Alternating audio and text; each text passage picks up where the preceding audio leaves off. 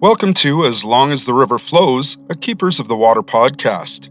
Episode 13 is part one of a three-part series taken from a previously recorded webinar on October the 4th of 2022. Water knows no boundaries. Releasing toxic tailings ponds won't either. Join Keepers of the Water and Environmental Defense as they dive into the alarming findings of the report which mapped decades of the toxic takeover of Indigenous territories by tailings ponds, massive reservoirs of oil sands wastewater. In part one, Jesse gives opening remarks by giving background to Keepers of the Water and speaks briefly about the National Day of Action for Missing and Murdered Indigenous Women and Girls and 2SLGBTQIA+ people. Then Ali from Environmental Defense presents findings from their report, 50 Years of Sprawling Tailings. So Keepers of the Water, we partnered with Environmental Defense to host this webinar, which is called Water Knows No Boundaries. We're an Indigenous-led organization, and our main mission is to protect water. And so we were formed in 2006, Indigenous people coming together, the Dene people in the north, and the allies, and we were seeing some drastic changes to the water. People got together at that time and formed Keepers of the Water. In summary, there was a declaration made at that time in 2006, and in summary, what that declaration states is that water is sacred and that we must work to protect it. Throughout all of our journey as an organization, we've been involved in, addressing the tar sands and coal mining and a lot of other issues. It all comes back to water. And so that's, if we ever kind of wonder, are we on the right track? We always go back to that declaration and just remember that we are here to protect water. And so that's a bit of who we are. We have a board, we have staff, we're a growing organization. We've done a lot. Just check out our website and you'll get an idea of who we are. We're governed by co-chairs. We have three women that, the Ogamawas Squeo, our boss ladies, and those that Sue Duranje, Jean Lomcourt, and Cleo Reese, and they help guide us along with the other women on our board. We have some really amazing women like Josie Auger and Diane Giroux, and they keep us grounded as an organization to make sure that we are walking in the best way possible in this work, because it's sacred work for us. We do things a little bit differently, and we're very proud of that, and we nurture that and we honor that. So that's a little bit about Keepers of the Water. And when Ali goes to do her presentation, I'll let her introduce Environmental Defense, because I think she'll be able to do that better, which will be right away. So this is a significant day, as some of you may or may not know. Today is I'll give you the official title. It's the National Day of Action for Missing and Murdered Indigenous Women, Girls, and there's a TSLGBTQIA+ people. So that includes a whole lot of people. I just want to spend 5 minutes talking about that. Traditionally, Indigenous people, and these are things we're learning as we decolonize and we go back to our ways, and we're learning about, the ceremonies and the way that Indigenous people, the way our people used to live and govern themselves. And we're learning a lot that there was a lot of matriarchal systems, which means the women used to run the community. So it was like the elder women, so if decisions were going to be made, we checked in with the women, and the women would make the decisions, and they would tell, the warriors, or they would tell the men what to do. And we delivered the babies, we picked the medicines, we took care of the community. So that's how we were run as Indigenous communities. And it was through colonization, our systems were severely fractured and impacted, because when the colonists came over, they were used to, back where they came from, women didn't have a voice. And so they brought that way of thinking to this land. And so they would only talk to the women. And so when that colonization was happening, the Europeans were coming to the land. They didn't want to talk to the women, because that's not how they did things back home. Women were not looked at to have a voice. And so through the creation of the Indian Act and all of these policies, they they eroded all of the rights of women. And like women weren't even allowed to vote. That's how they formed this colonial government structure. So even non-Indigenous women were allowed to vote, because that just showed you how the women were treated. That has trickled through to today. Disrespect, that disregard, the violence towards women. And that's where it started. And sometimes it's hard for people to hear that, because it's like, well, that's not me. That's not how I do it. But, it's somewhere down those lines that women were just seen as nothing. I'll just give you one quick example. So when the reserve system was being made, the Indigenous people were being herded, the First Nations people were being herded onto these small plots of land. And First Nation women started marrying. If they married a white man, they lost any status, any privileges as an Indigenous person. They basically became nobody and nothing. If a white woman married a Native man, she was given status. So as First Nation women would marry a non-Indigenous man, let's just say it, First Nation women would marry white men, they would lose their treaty status, they would lose any kind of rights that they had that were given at the time to be Indigenous. But if white women came and married Indigenous men, they were given treaty status. So you can see how things are really, really confusing. And so it was a lot of Indigenous women that started fighting to get these rights back. And I think it was in the 1985 where they reinstated, where it was like these women that lost their status could reapply for their status, and they became Bill C-31. So they still didn't even truly become recognized, and we're still fighting today to become recognized. And so through those colonial systems, it was put in the minds of people that it's okay to disrespect Indigenous women, that we were nothing. I could go on and on and on about that day, but I just wanted to give you guys a little bit of context of what it's like to be an Indigenous woman, and especially women of color. They even have a harder time. This day is set aside to talk about it, to remember it, and what are we going to do about it? Because we can't be setting aside holidays just to say, well, we're going to pray about it, or we're going to talk about it, or think about it. And I challenge you all, what are we going to do to make it better for women, and especially Indigenous women on these lands, to feel safe and to feel loved and to feel included? So we're here in honor of the women that have gone on, that have been murdered, that are missing still, and we think of them at this time. So what I'm going to do is I'm going to introduce Ali, who's the Program Manager, Climate and Energy at Environmental Defense. I would invite you all to center yourselves and think of the water, think of the land, think of the animals, because this is why we do the work that we do. We're here to protect the water. We're here to protect the trees. We think of the animals at this time. We think of the plants. We think of the medicines. So I just welcome you all to center yourselves in that, and remember that as we're sharing this information, and as you guys are participating, you're here for a reason as well, is that, we're not only doing this for ourselves as humans. There's we coexist with everything.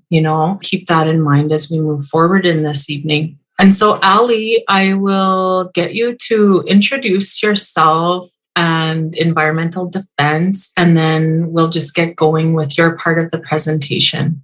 That sounds good. Thanks so much, Jesse. Hi, everyone. Good evening. Bonsoir. So my name is Aliénor Rougeot, or Ali if it's easier. I go by she, her pronouns. And as Jesse mentioned, I'm with Environmental Defense. Folks, if you're joining an Environmental Defense webinar for the first time, welcome. Environmental Defense works to defend clean water, safe climate, and healthy communities. And today we're really talking about all these things as we talk about our oil sands tailings campaign. I'm here today to present to you our report, 50 Years of Sprawling Tailings, which came out earlier this year. That's some of the work we do on oil sands tailings ponds. We also have the chance to collaborate very closely with keepers on a whole range of issues, which we'll talk about after. This report was co-written between myself and Jillian, who is with CPAWS, the Canadian Parks and Wilderness Society, their Northern Alberta chapter. And so she was able to bring a lot of her conservation background and her North Alberta background to this work. This report was really there to serve three purposes. First of all, we knew that there was an information gap about what's really happening in the oil sands and related to the tailings ponds. And so we wanted to make new information public and available. We also wanted it to be a tool so that communities and so that all of you were able to check and counter the oil industry's false claims about their responsible production, their responsible management. So we wanted you to be equipped with that, and the report served that purpose. And then we really wanted to center Indigenous knowledge and experiences in the way we interpret the information of the report. So the analysis we did, we then had conversations with folks that we'll talk about after to really interpret this in a way that's different from perhaps how environmental groups have done it in the past. The report here, it was based on a series of maps, and I will go into that right now. Let's talk about what are tailings ponds, just in case you're not quite sure as you're joining this. Tailings ponds is really not a good name for the immense lakes of toxic waste that the oil industry has created in order to store their toxic waste. I don't know if you know this, but producing oil from the Alberta tar sands is not a smooth process where you just put something in and then there's just beautiful oil coming out. Not at all. Quite the opposite. It demands a lot of chemicals and it demands a lot of water. So for 1 barrel of oil produced, it takes 3 to 4, sometimes 5 barrels of water. And then all that water becomes toxic waste, which has to be stored somewhere in these open air pits. The tailings are super toxic because as the oil production process happens, you have the residue, the rest of the bitumen that stays in the tailings ponds, and you also have the chemicals that they add to extract bitumen. So you can just understand that there's a ton of different things in there. Some of the substances you might recognize the names because we know that they're very toxic in other parts of our life, such as benzene or mercury.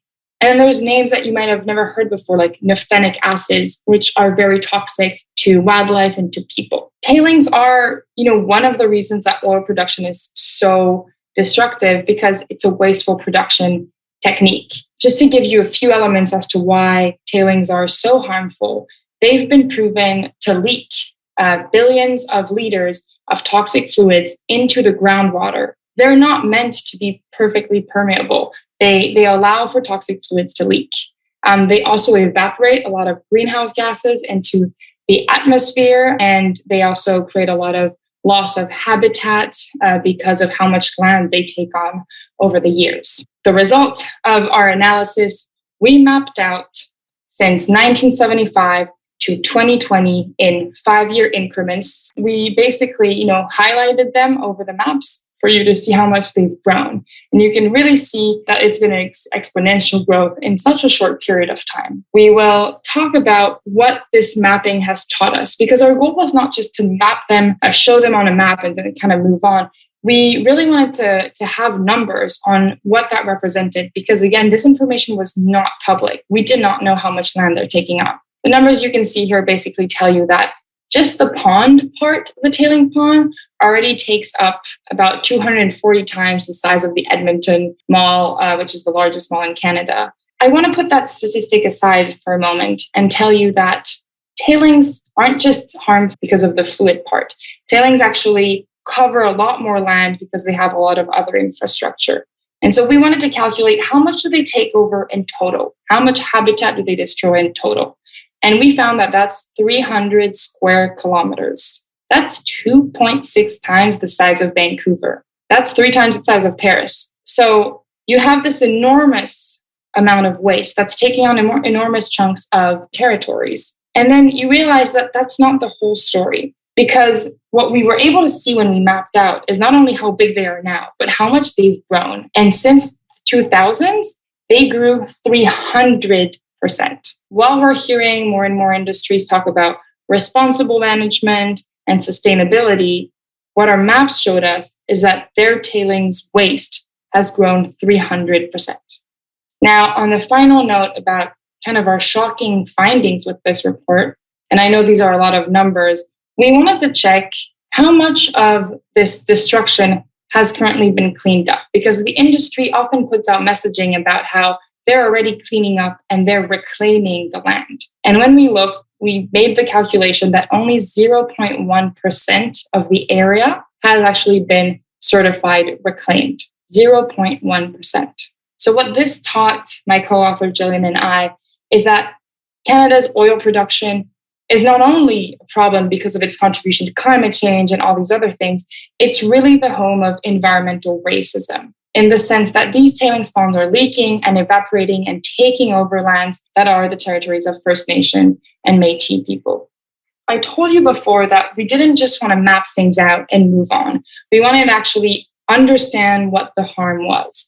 And this is where, thanks to Keepers, thanks to Jesse, we were able to connect with Jean Lomcourt and with Mike Mercredi, who both live in different communities downstream. And they were able to share basically how they've seen in their use of the land, in their everyday lives, and thanks to their traditional knowledge, how they've been able to see and interpret these maps. I'm not going to be telling you what they told me. This is their stories to share. And I encourage you to look through the report to actually have their direct words. I'm going to tell you the 3 lessons I learned from them, from my own words. I learned from them that language really, really matters, and that industry and government is particularly good at using language to minimize the problem.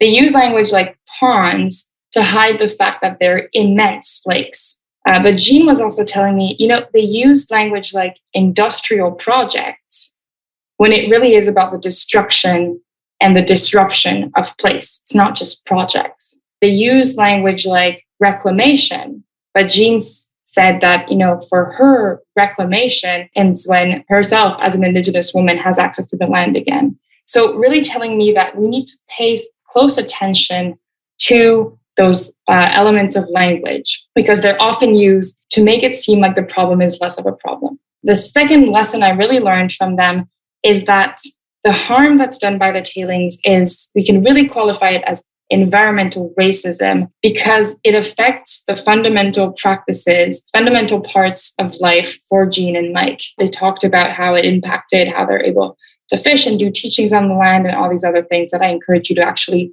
read through in their own words in the report. And then they taught me this third thing, which is something that all of you probably have heard before, but sometimes it's really important for us to let it register, is that nature doesn't work in silos. Nature doesn't work in a project per project situation. And so while industry will do its best to try to convince us that they're just responsible for one of the ponds or 2 of the ponds, well, the people that are facing the consequences have to deal with all of them. And so this was a really important learning in the way that we can't just look at it from a one project per project, but look at it in the sense of all the impacts at once, what we call cumulative impacts. So these were the direct learnings that we had in the report. What you just heard from me is the direct result of our maps, which show how much the ponds have grown, how much space they're now taking over, and how little has actually been cleaned up. And then you've heard what kind of harm that's actually doing to communities. So I said earlier, industry is trying to say that they're cleaning up their mess, they're being responsible about things. What we saw in the mapping is that no tailing pond has been certified, and that only 0.1% of all the area disturbed by the industry has been reclaimed. So we're really at a point where there's close to no progress, and that's an important thing to remember. The second one is that both the volume of the tailings and the area continues to grow. So again, when you're hearing industry saying we're managing it, the facts are there. The waste is continuing to grow. The problem continues to grow. And then the third one is that although industry is talking about some numbers like 50 million are invested on reclamation research, when you compare it to the profits they're making, this is really close to nothing. 50 million is 3,000 times less than what they made this year alone. So really trying to keep in mind that the efforts are not there when it comes to actually cleaning up this mess. one of our goals with writing this report was having clear recommendations for the government about what can be done. We had 7 recommendations, and I don't think you all want to hear about all of them, but there's 2 that stand out to me as an important basis for the conversation we're having today. The first one is, don't create a larger problem than what we already have. Since industry clearly is showing that they're not responsibly managing this current waste, we cannot create new tailings ponds, we cannot create new oil man. If we can't fix the problem, don't make it bigger. And so that was our first recommendation against any new project until the situation is figured out. And both the federal and the provincial government have a way to address this. The second one is that solutions for cleanup have to be agreed upon by the Indigenous nations affected and have to be actually good for the environment. And so this is where we get in the topic of today. Jesse mentioned earlier briefly that we're going to talk about the issue of release, because industry is now pushing for this new method where they would like to release water or fluids from the tailings into the Athabasca River. They say they're going to treat it, and we can talk about why that's unproven afterwards. But I want to stress really carefully that the cleanup method that needs to be chosen to clean up this waste has to be one that is environmentally safe and that is agreed upon by the nations that are impacted by this. So these were really our recommendations that we had here. Now, if we just want to go briefly to what you can do about all of this, we wanted to make this report helpful for you. We wanted to make it a tool that you can use in your everyday life to have conversations about environmental racism, to have conversation about oil production and the harm that oil production is doing. To make this report your own, we have a landing page, which is much easier than all of the report. It just has a few of the big statistics, so you can remember them, you can bring them up in conversation, you can tweet them out. Then we have all the maps, and you have this little fun tool where you can just scroll throughout the year so you can kind of see the evolution. And then my favorite part of the whole report, we actually took the cutouts of all the tailings and we put them over some of the big cities that you know and love across Canada. Put it over Vancouver, over Edmonton, over Montreal, and over Toronto. And you can see how much of the cities they would take. And you can actually download those. So I'd encourage you, I challenge you, put that on your Facebook, put it on our social media, start a conversation with those about what oil production means in Canada, because those maps really show what's actually happening on the ground. And with that, I'll leave it at that for now. That was Aliénor Rougeot from Environmental Defense. Thank you for listening. If you'd like to hear the complete webinar, visit the Keepers of the Water Facebook page or the Keepers of the Water YouTube channel. Don't forget to download and subscribe to the podcast to be the first to hear new episodes. If you would like to donate to the cause or find out more about Keepers of the Water, visit keepersofthewater.ca. Miigwech.